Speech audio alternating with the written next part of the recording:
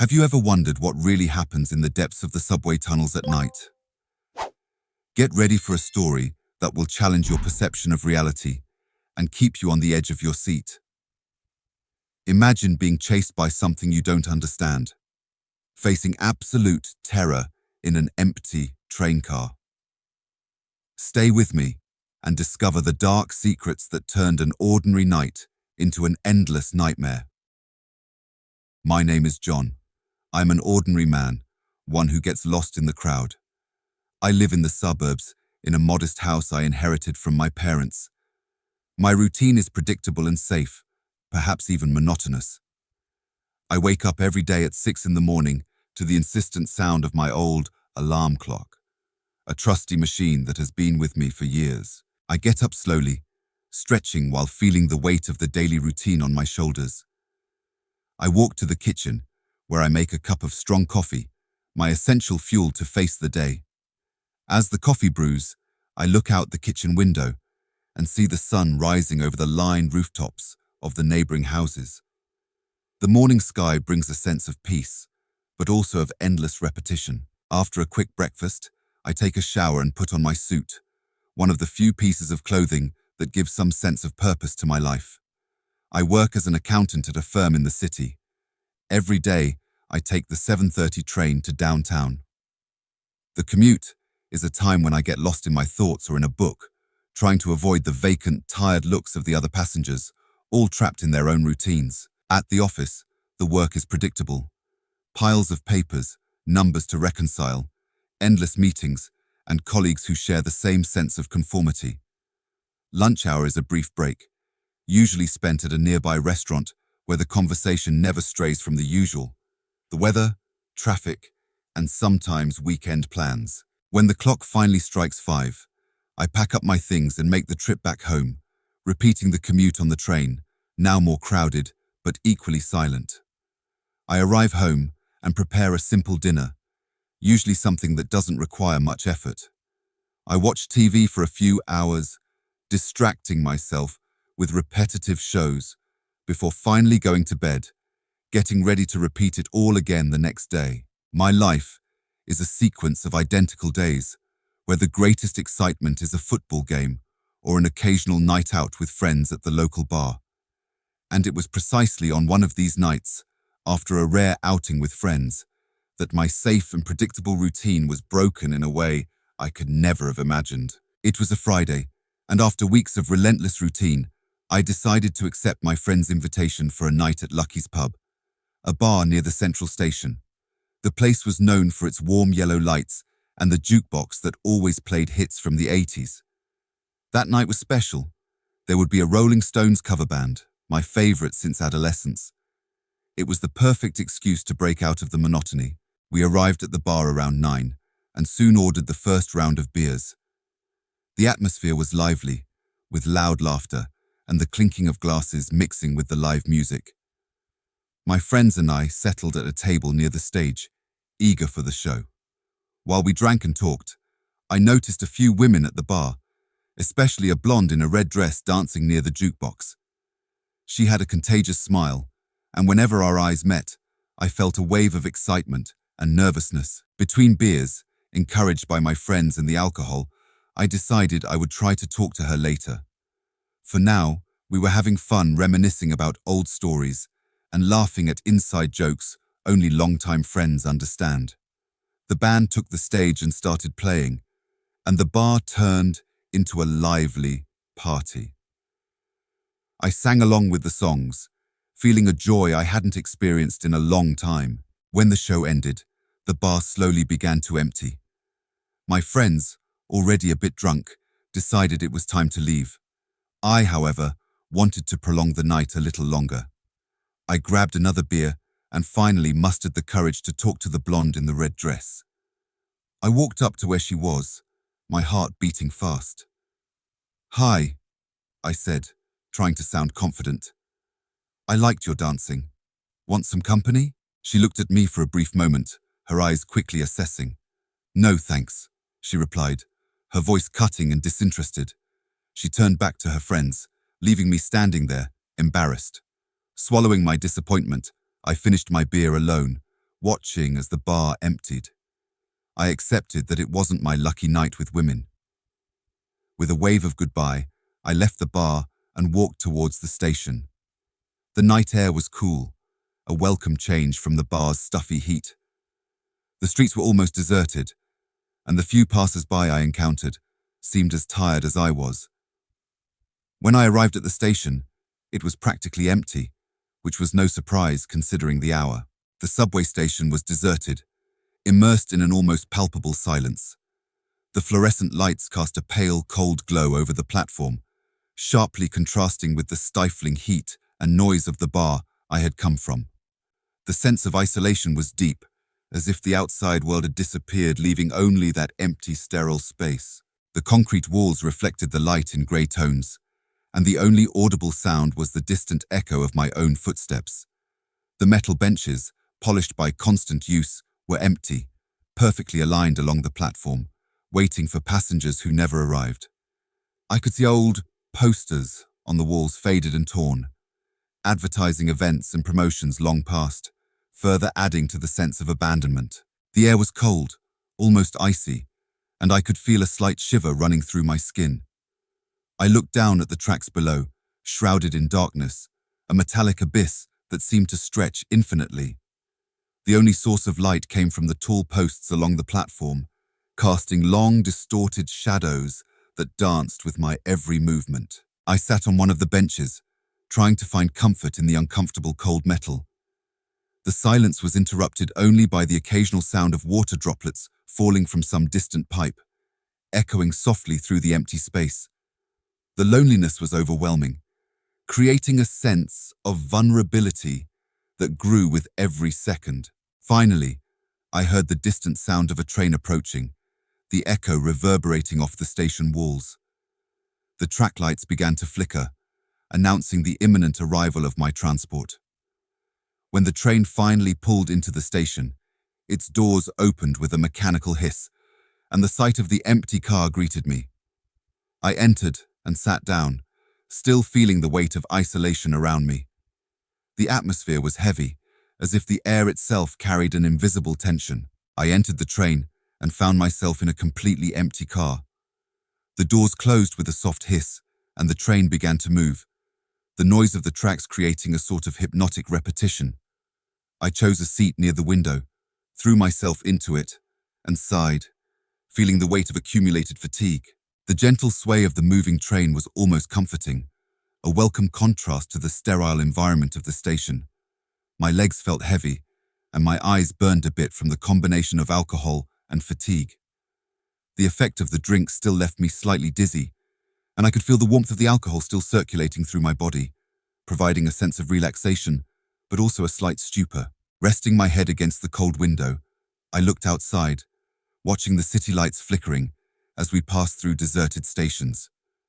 The monotony of the scenery became almost hypnotic, and my thoughts began to blend into a tangle of memories from the night. Laughter, loud music, and the rejection from the blonde in the red dress. As the train moved forward, I felt my eyes starting to close, exhaustion finally taking over. Every sound seemed muffled, and reality began to blend with the alcohol-induced haze. At that moment, all I wanted was to get home, throw myself into bed, and forget the night's failure. The lights in the car flickered occasionally, casting brief shadows on the walls. The silence was interrupted only by the constant, rhythmic sound of the train on the tracks. I closed my eyes for a moment, trying to take advantage of that pause to recover some energy.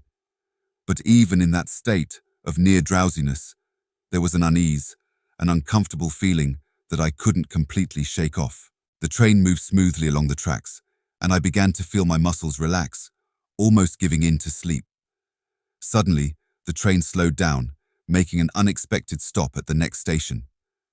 The platform lights flickered momentarily as the doors opened with their familiar mechanical hiss. Out of nowhere, a man came running in, almost stumbling as he passed through the doors that were already beginning to close.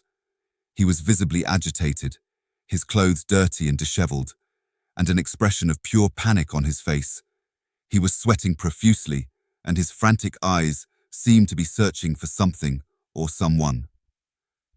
I straightened up in my seat, his presence immediately breaking any sense of comfort I might have had.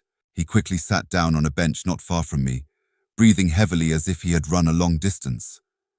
I looked around, expecting to see someone else entering the car, but he was alone. The silence that followed was heavy, interrupted only by the irregular sound of his breathing. The man's appearance and behavior were disturbing. His eyes were wide open, and he constantly looked over his shoulder, as if expecting something or someone to appear at any moment. His hands trembled slightly, and he fidgeted restlessly, unable to stay still. The mystery of his abrupt entrance and his evident agitation created a sense of urgency and imminent danger. I immediately felt more alert, the stupor of the alcohol dissipating as I tried to process the presence of this enigmatic stranger. I looked at him again, and our eyes met briefly. There was something in his eyes, a deep, visceral fear that sent a shiver down my spine.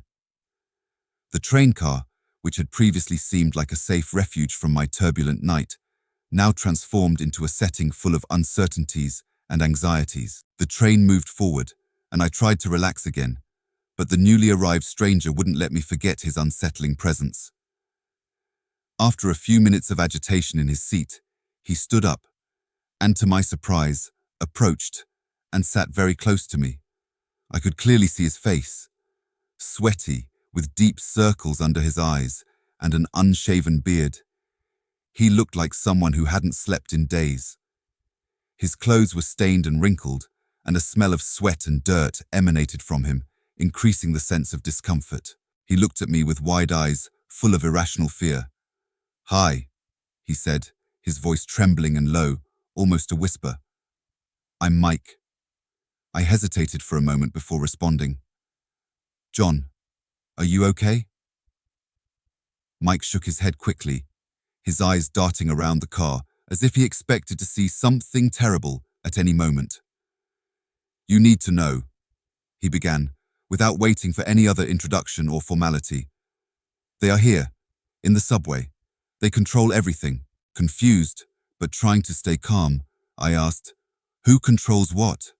"Them," he replied with desperate emphasis, as if it were obvious. "The people you see at night in the subway. They aren't normal people. They are controlled. They use them to do things. Horrible things." I could feel my skepticism battling against the growing sense of discomfort. Mike spoke quickly, his voice laden with panic, and every word came out of his mouth as if he were trying to unload an unbearable weight. "They put devices in people's heads, microchips or something like that," he continued, his eyes fixed on mine with a frightening intensity. "At night, they take control. They make these people do things. I've seen it, John. I've seen it with my own eyes." His hands trembled visibly, and he seemed on the verge of a breakdown. I didn't know if he was under the influence of some drug, mentally unstable, or if he really believed every word he was saying. Either way, the situation was becoming increasingly disturbing. The car lights flickered, casting shadows that seemed to dance to the rhythm of the train, intensifying the atmosphere of growing paranoia and fear. As Mike continued to talk, his bizarre and disjointed details made his story even more surreal and frightening. He mentioned seeing men in dark suits watching the cars, devices hidden in the seats, and passengers who suddenly seemed to transform into something different, almost robotic. While Mike talked, my mind desperately tried to understand the situation. His disturbing appearance and behavior aroused a mix of distrust and curiosity in me.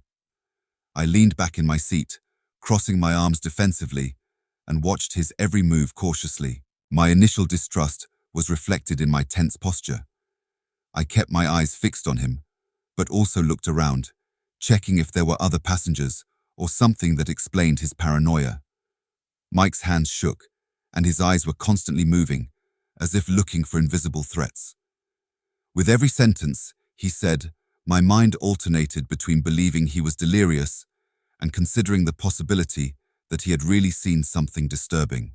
The effect of the alcohol was still present, but every word from Mike seemed to be waking me from a stupor.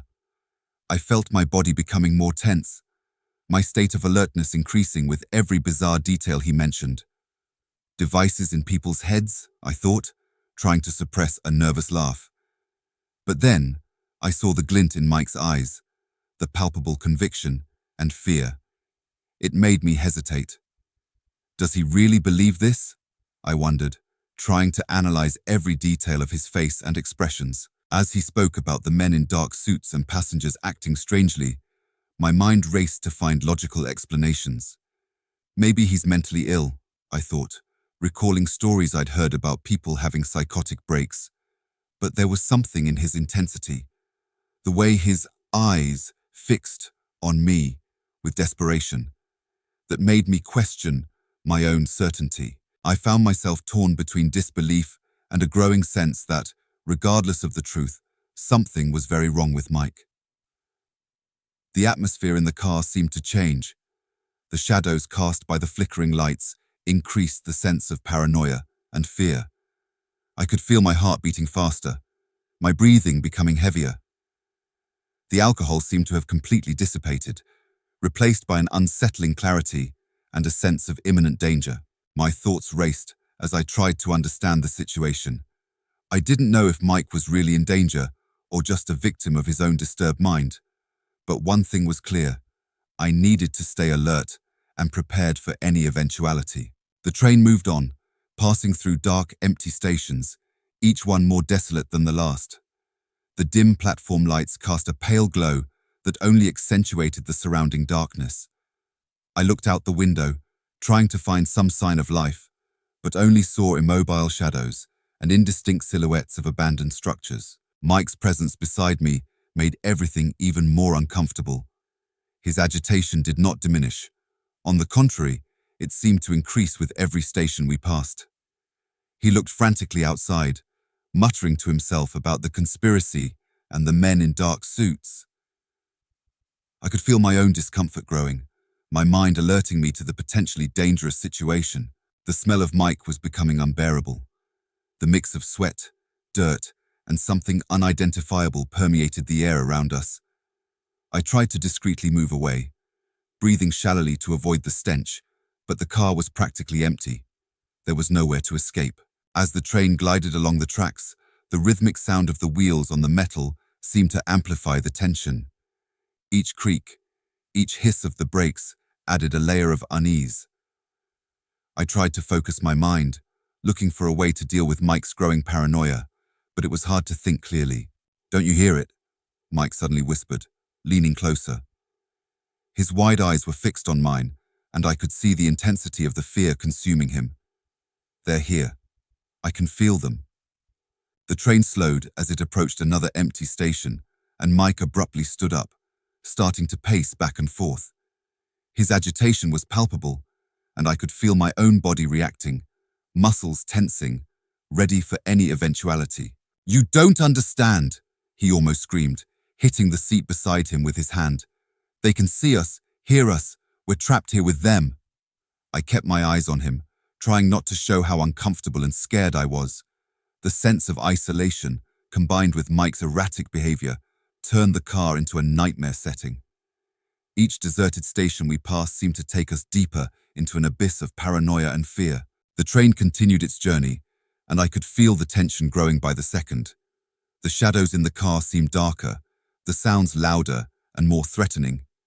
It was clear that the night was far from over, and what had seemed like a simple train ride was turning into something much more sinister. Mike was becoming increasingly agitated. His frantic pacing up and down the car was disturbing, and his words started to come out in uncontrolled torrents. "You don't understand," he exclaimed, his voice rising in pitch. "They're not human, John.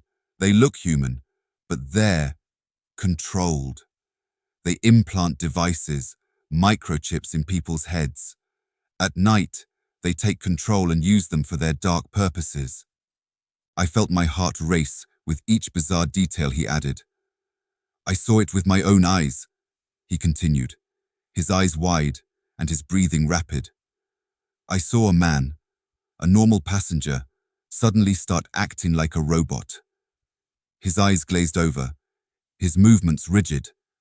And then, all of a sudden, he was different.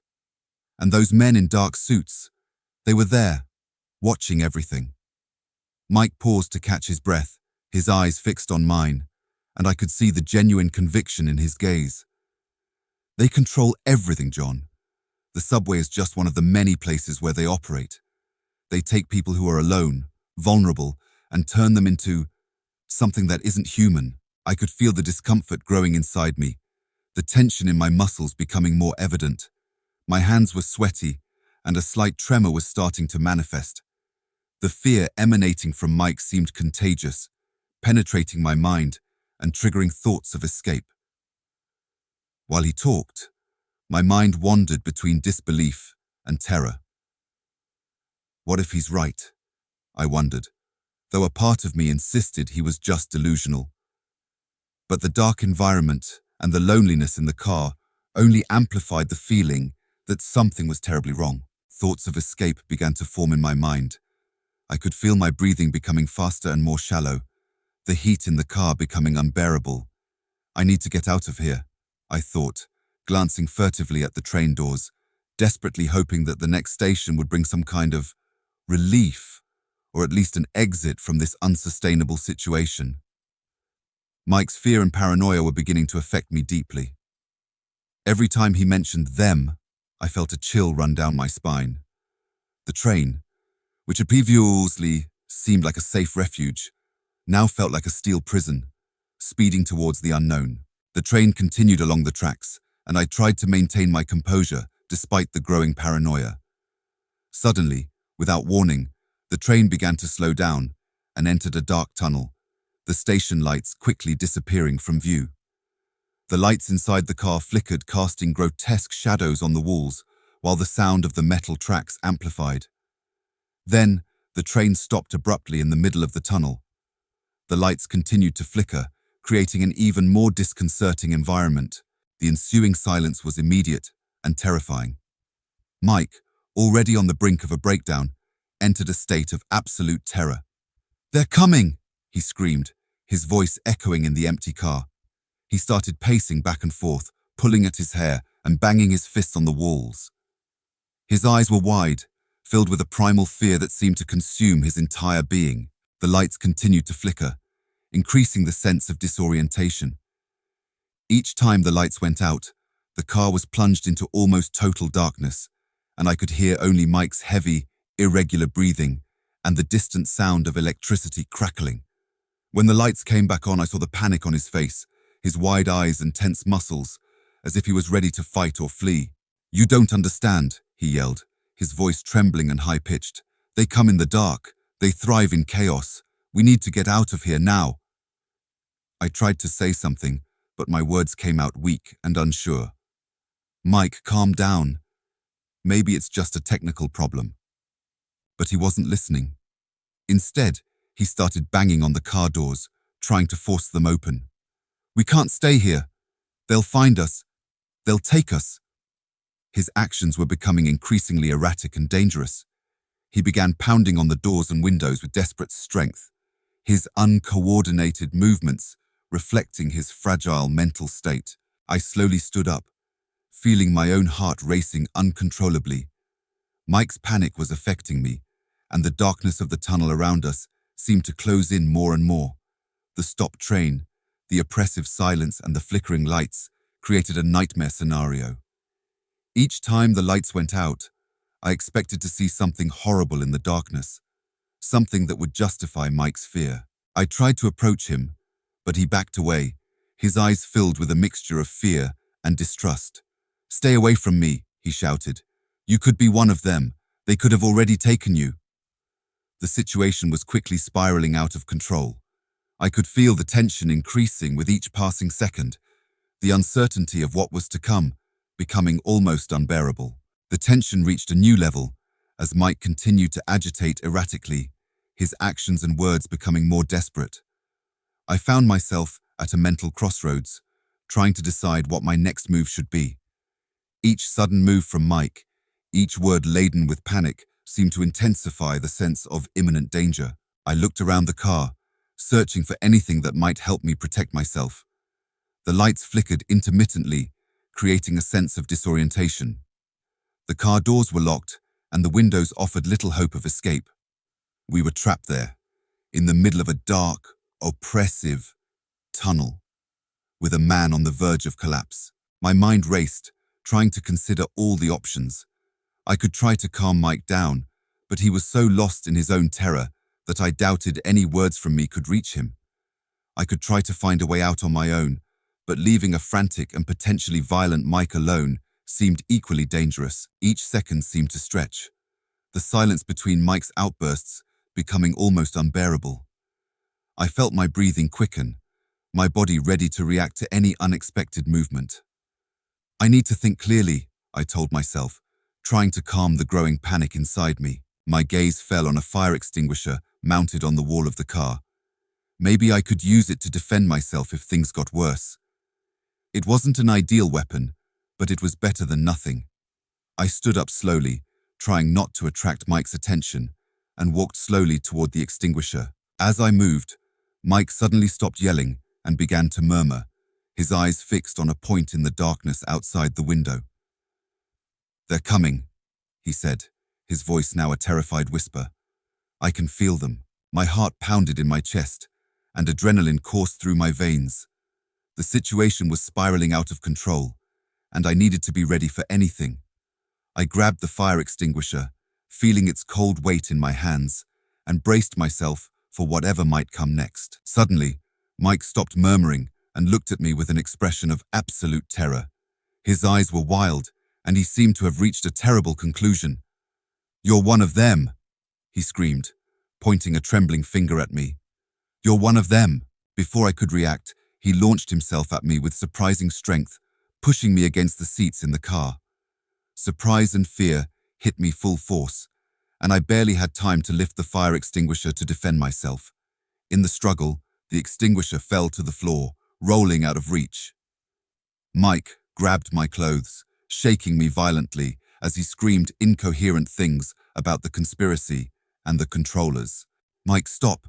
I'm not one of them," I tried to shout, but my voice was muffled by the panic tightening my throat. Fear and adrenaline mixed in my veins, and my heart beat so fast it felt like it was about to explode. Mike ignored my protests. He was consumed by blind fury, his eyes locked onto mine with an intensity I had never seen before. Each of his movements was desperate and chaotic, like a cornered animal fighting for survival. His hands sought my neck, trying to choke me, and I fought back with all my strength, trying to push him away. The rotten smell of his body and his foul breath were almost suffocating. Each breath was an effort, the air heavy and laden with his proximity. I felt the fear growing with each passing second, my mind racing with survival thoughts. Using the little space I had, I blocked his blows, trying to gain some distance. Finally, I managed to punch Mike in the arm, making him recoil for a moment. I took the opportunity and shoved him with all my strength, making him stumble backward. "Mike, please, stop," I pleaded, panting, but he was already recovering, his eyes still fixed on me with that crazed look. I knew he wouldn't stop until one of us was incapacitated. Panic turned into pure survival instinct. I needed to find a way to immobilize him before he could attack me again. Each second felt like an eternity, and I knew the fight was far from over. My breathing was heavy and erratic, and my heart seemed ready to burst out of my chest. Mike quickly regained his composure, and with a roar of rage, lunged at me again. His strength and desperation were frightening. I barely had time to prepare when he punched me in the face, making my vision blur momentarily. The impact threw me against the seats, and I felt a sharp pain radiate through my jaw. The fight became a desperate scramble of punches and frantic attempts at defense. Every time I tried to push him away, he came back with renewed ferocity. Mike's punches were uncoordinated, but carried a brute force that left me breathless. My body was on fire, every muscle tense and aching as I tried to fight off the relentless attack. The lack of air began to overwhelm me. Each breath was an effort, and the heavy air in the car didn't help. I could taste the metallic tang of blood in my mouth, and every movement seemed slower, as if my body was about to give up. Quick thoughts ran through my mind. Strategies to gain an advantage, the need to survive, the urgency to find the fire extinguisher that had fallen. Mike hit me again, this time in the stomach, and I doubled over in pain, gasping. The adrenaline was starting to wear off, and exhaustion took over.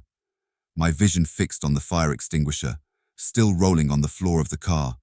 With a final effort, I gathered all my strength and lunged toward it, grabbing the heavy cylinder with both hands. Mike realized my intention and came at me with a scream of fury. Instinctively, I swung my body and used the extinguisher as a weapon, hitting him hard on the head. The impact was brutal, and he staggered backward, his eyes losing focus. Mike's fall was swift. He collapsed on the floor of the car, partially unconscious, groaning in pain. The fight had left both of us exhausted and injured. I was panting, my body trembling with exhaustion and adrenaline, feeling every blow and wound I had suffered. Blood dripped from my nose, and my breathing was a harsh, irregular sound in the oppressive silence of the stopped train. As I stood there, clutching the extinguisher tightly, my gaze alternated between Mike and the car doors. I needed a plan. Each second seemed to drag on, and the reality of the situation weighed on me. We were trapped in the tunnel, and the danger was not yet over. While I tried to catch my breath, the train suddenly started moving again. The unexpected movement made my heart race even faster. I looked at Mike, who was still on the floor, semi-conscious, but still a threat. Even in that condition, his presence was a constant reminder of the danger I faced. The moving car brought a new wave of fear and urgency. I needed to get out of there, find a safer place. Every fiber of my being was on alert, the internal struggle between paralyzing fear and the need to survive driving me to act. I looked around, searching for the best escape route. Carefully, I began to move away from Mike, keeping an eye on him as I headed towards the door leading to the next car. The train shook lightly on the tracks, and every bump made my already sore body protest. My mind was a chaotic mix of thoughts, the image of Mike attacking, the feeling of suffocation, the desperate need for safety. I reached the door between the cars, and with one last look at Mike, who was still groaning on the floor, opened the door and moved to the next car. At the last moment, I remembered the extinguisher. I grabbed it as a precaution, knowing I might need it again. The next car was as empty as the previous one, but the feeling of being a bit farther from Mike offered a momentary relief. I leaned against the door, trying to calm my breathing and think about what to do next. I was far from safe, but at least I had managed to put some distance between myself and Mike. My mind was still on high alert, every sound and movement amplified by adrenaline. I felt that, at that moment, the effects of the alcohol had practically disappeared, replaced by the rush of adrenaline. Except for the absence of pain from my injuries, I couldn't tell if that was thanks to the alcohol or the adrenaline of the moment. The important thing was that I had managed to take a step in the right direction. The fire extinguisher, which I was still holding tightly, began to feel heavy in my tired arms. I decided to hide it under one of the seats in the new car, where I could quickly reach it if I needed it again. I knew I couldn't stop there. I needed to keep moving, find help, anything that would get me out of this nightmare situation. I advanced cautiously through the car, trying to keep my breathing under control. The train continued its journey through the tunnel, and each of my steps echoed in the silence.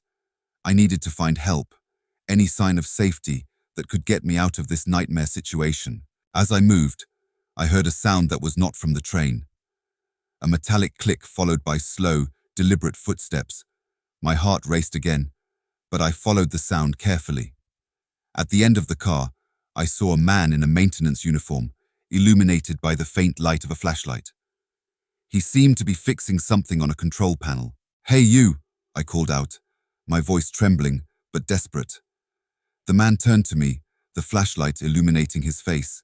He had a strange, almost forced smile that didn't match the situation.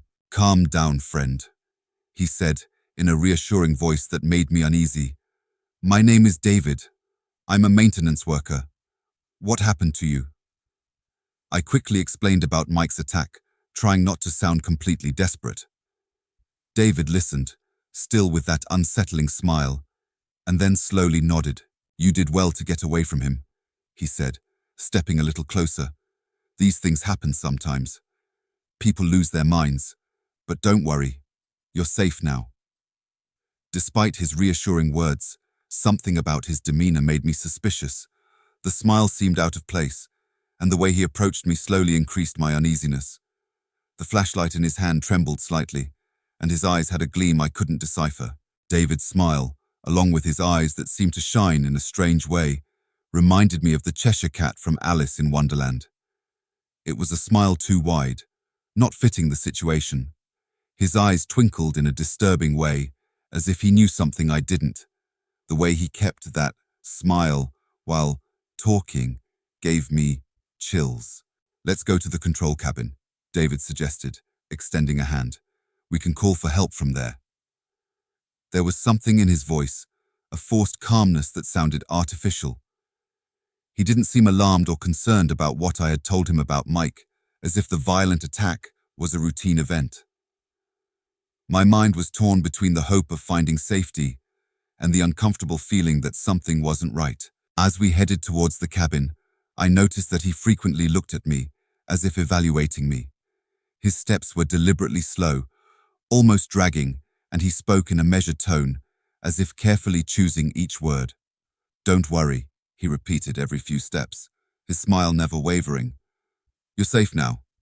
Everything will be fine." My distrust grew with each second. The way he held the flashlight, not illuminating our path but blinding me momentarily with the direct light, made me even more nervous. Reluctant, but with few options, I started following him, keeping a cautious distance. Every instinct in my body screamed to be careful, and my mind couldn't shake the feeling that I was moving from one dangerous situation to another, potentially worse one. As we walked towards the control cabin, I started noticing changes in the environment. The next car was dirtier and more disorganized than the previous one. There were crumpled papers and soda cans scattered on the floor, broken seats, and graffiti on the walls. The smell of mold and dampness was strong, making the air heavy and hard to breathe.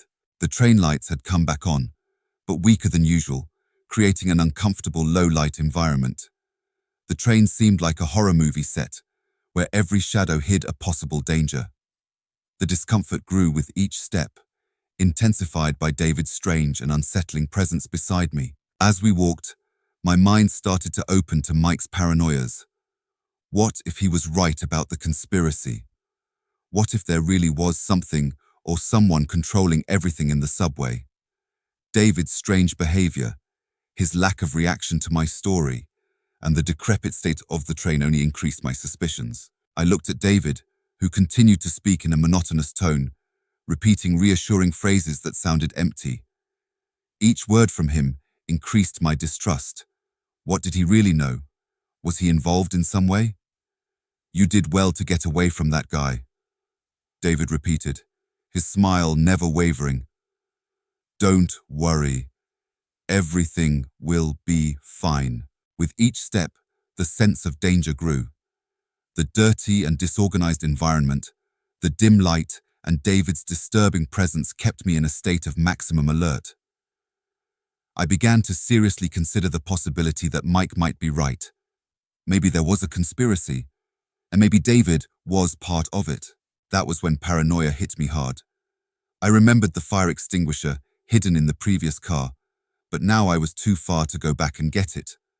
I thought about Mike and worried if he might advance through the cars and catch up to us, starting another fight. As we walked down the train corridor, I felt a change in the rhythm of the wheels on the tracks.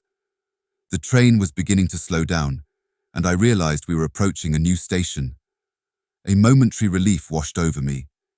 Maybe, finally, there was a chance to get out of this nightmare. "We're coming to a station," I said, trying to keep my voice steady. "I'll wait near the door to get out as soon as we stop." David nodded, still with that strange smile. "Good idea, friend. I'll head to the control cabin to check what's going on." As he walked away, I began to move towards the door of the car. The train continued to slow down, and the lights of the station started to appear through the windows. I prepared myself, feeling the adrenaline take over me again. My heart pounded, and each second seemed to stretch endlessly. Finally, the train stopped, and the doors opened with a hiss. Without wasting time, I ran out of the car, feeling the cold and damp air of the station envelop me. My breathing was heavy and fast, and each step was an effort to get as far away from the train as possible. The station was partially illuminated, with dim lights casting long shadows on the concrete floor. I looked around, trying to find any sign of life or safety. My legs were tired, but the need to escape propelled me forward. I ran through the corridors, hearing the echo of my steps reverberate off the walls. The fear that Mike might have followed me haunted my thoughts, and I constantly looked over my shoulder, expecting to see him appear at any moment. As I ran through the station corridors, I noticed a few people around. There was a couple sitting on a bench, looking as tired as I felt, and a man in a suit checking his watch, impatient. But more importantly, I spotted 2 police officers near the stairs, leading to the surface. The relief I felt upon seeing them was immense. I ran towards the officers, my breath ragged and my heart pounding uncontrollably. "Help! I need help!" I shouted, drawing their attention and that of a few other people in the station. The officers turned quickly, their alert gazes fixing on me. I reached them, almost tripping over my own feet due to exhaustion and fear. "Please, you need to help me," I began, my voice trembling. "There was an attack on the train. A man tried to kill me, and something very wrong is happening." The officers exchanged glances, and one of them stepped forward, placing a hand on my shoulder to calm me. "Take a deep breath and tell us what happened," he said, his voice firm but reassuring. I tried to control my breathing, but the words came out jumbled by anxiety. "I was on the train. A man, Mike, he attacked me, said there was a conspiracy in the subway. Then a maintenance worker, David, appeared, but he also seemed suspicious. I managed to escape when the train stopped at the station." The officers listened intently, and the one with his hand on my shoulder signaled to his partner, who immediately took out his radio to call for backup. "Understood, sir. We will investigate this immediately," said the officer. "You are safe now. We'll take you to a safe place and get more details." The couple on the bench watched with curiosity, and the man in the suit still checked his watch, seemingly oblivious to what was happening. But I could only focus on the officers, the feeling of relief beginning to mix with a new wave of fear and confusion. Could they really help me? And what if Mike was right about the conspiracy? And what? As the officers guided me away from the platform, the train began to move again, slowly leaving the station. I looked back, feeling a strange mix of relief and unease. It was then that I saw him. Mike had also gotten off the train and was standing on the platform with the same expression of fear and confusion he had during the attack. He looked lost, his eyes wide and his breathing heavy. Suddenly, his eyes met mine, and he started moving towards us, still visibly disturbed. "It's him!" I shouted, pointing towards Mike. "That's the man who attacked me." The officers immediately turned, alert. One of them approached Mike, while the other kept a firm hand on my shoulder, preventing me from moving. "Calm down, sir," said the officer with me. "We'll sort this out." Mike, realizing the officer's attention, began to shout even louder, his voice full of despair. "He's part of the conspiracy. They're controlling us. You need to believe me." He started to struggle when the officer tried to restrain him, his panic intensifying with each passing second. The officers, already alerted by my story, didn't hesitate. The officer's partner quickly handcuffed Mike, who continued to fight and scream. "They put devices in our heads. I saw it. They control everything." The platform, which had been relatively quiet, now became the center of a chaotic scene. The few people present watched with curiosity and concern as Mike was taken away by the officers, still raving about the conspiracy. As I watched the scene, an uncomfortable feeling began to form inside me. Mike's shouts, now with more disturbing details about microchips and mind control, echoed in my mind. "They put devices in our heads. They control everything." As much as I wanted to believe it was all just the delusion of a disturbed man, Mike's words resonated with my own paranoia. What if there was a grain of truth in his claims? What if the conspiracy was real? After the officers had subdued Mike and the situation on the platform began to calm down, one of the officers approached me again. "Sir, we need you to come to the station to give a statement about what happened," he said, his voice firm but understanding. I nodded, still shaken, and followed him to the patrol car. Mike and I were placed in separate cars. I watched as he continued to shout about the conspiracy, his desperate voice echoing on the empty platform. His image faded as the patrol car drove away, but his words still echoed in my mind. The ride to the station felt unreal, as if I were in a dream from which I couldn't wake up. The city lights passed by in a blur, and every person I saw seemed suspicious, every prolonged glance hiding a threat. At the station, I sat in a small interrogation room. I told them everything that had happened, from Mike's attack to David's strange behavior. The words tumbled out, driven by anxiety, but the officers listened attentively, taking detailed notes. After some time, one of the officers left the room and returned accompanied by two men in black suits. They had an intimidating presence, and a chill ran down my spine. "Sir, you need to come with us," one of the men in the suit said, his voice cold and impersonal. "Why? I already told you everything that happened," I replied, confused and scared. "You know too much," said the other man. Before I could react, the officers handcuffed me and led me to a room at the back of the station. I was pushed into a chair and handcuffed to the arms of the chair, unable to move. Fear and confusion dominated my thoughts. "What's happening?" I shouted, but no one answered. The door opened again, and my heart nearly stopped when I saw David enter the room, still with that unsettling smile. "Ah, John," he said, with a disturbing calm.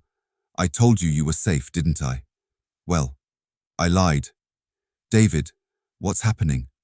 What are you going to do?" I asked, my voice trembling. He held a small metal case.